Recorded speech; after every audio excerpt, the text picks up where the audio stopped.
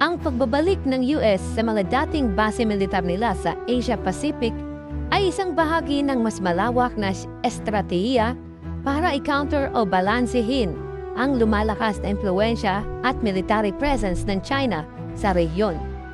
May dahilan ng US kung bakit nila ginagawang balikan o ibalik ang mga dati nilang base militar sa Asia Pacific, kabilang ang mga base militar dito sa Pinas.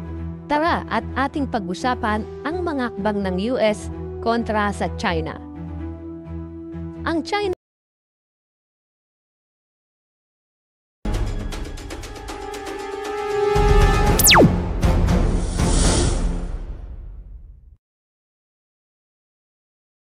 ay agresibong nang aangkin ng halos sa buong mundo at higitan ng US.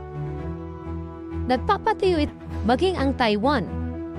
Ang presensya ng mga base ay nagpapadala ng mensahe sa China na hindi nila mailipat ang focus mula sa Middle East patungo sa Asia Pacific, kung saan ang ekonomiya at military power ng mundo ay umiikot ngayon.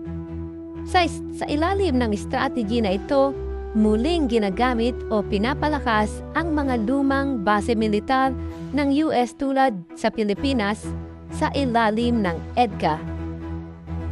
Guam, Australia, Japan at South Korea, Papua New Guinea at iba pa at mga bagong US military base sa Taiwan. Pinapalalim ng US ang mga defense agreement nito sa mga Pinas. Clark Air Base, Subic Bay, dating World War II at Cold War US bases, at siyam na bagong EDCA site sa Luzon, Palawan at maging sa Cagayan. Ang layunin nito ay strategic na access malapit sa Taiwan at South China Sea at nakapaloob sa kasunduan ng Enhanced Defense Cooperation Agreement o EDCA. Japan. Mga lugar sa Okinawa, Yokosuka, Misawa, Iwakuni, ito ay mga permanenteng base military ng Japan sa bansang Taiwan. At bahigit mga base ng Camp Humphrey, pinakamalaking US overseas base backup sa Indo-Pacific Strategy. At tinatayang merong 28,000 US troops ang rotational presence Pine Gulf Intelligence Base.